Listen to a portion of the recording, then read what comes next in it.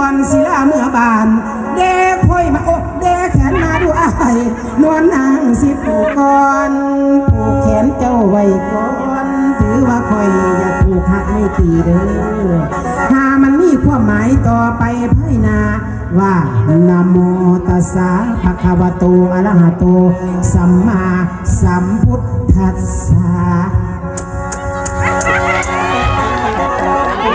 ว่าสีฝ่ายสนีเป็นฝ่ายมงคลบริบูรณ์อันประเสริฐฝ่ายแก้วเกิดเมืองสวรรค์อินทาปันตกแต่งถ้วยเทพแบ่งปันมาเทวดาสมเสริญเนื้อเยือนสาธุการ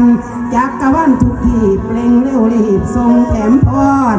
มีรันดอนสุขยิ่งฝ่ายเจ้ากิ่งน้ำมาขอเดชะทรงอยู่ผูกเขาสู้กะยาไรนี้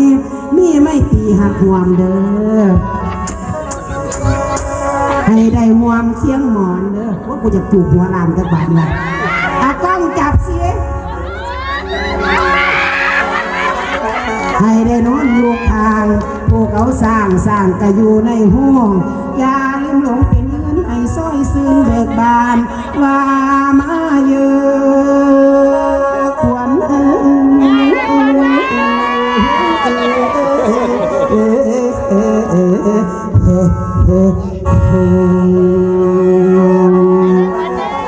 ฝ่ายสนีผู้ไปเป็นหักเป็นแพงเด้อคำเด้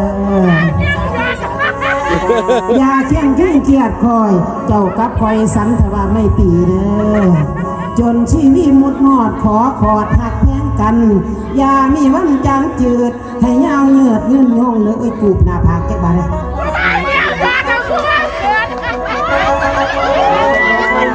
ให้มันคงเท่าสัวเด้อให้เอิ้นกลัวเที่ยวยามหามีงานจ้างคอยมาล่ำเด้อห้ามไปจ้างผู้อื่นจ้างผู้ละมึงตายกูเหยียบข้อมหักเรียกรถ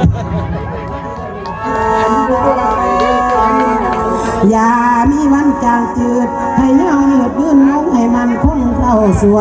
ให้เอิ้นกลัวเที่ยวยามเด้อไปพุ่นไปกินปลาบ้านข่อยเด้อไปกินปลาแดกแซ่บเด้อ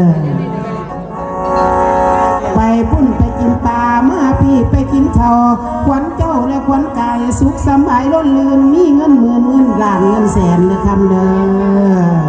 แต่เนื้อไปให้ได้แก้วมานี่โชดโทษหาอย่ามาพันม่านหาอย่ามาพ่อเจ้ากับคอยฉันทว่าไม่ตีว่ามาเยอะขวัญให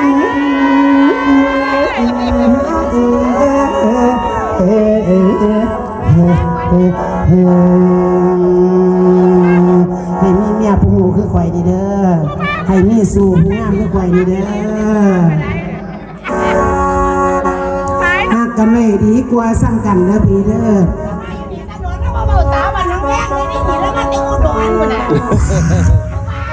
ผู้เฒ่าตีห้ากินขวดมันข่อยสิได้ผัวสักที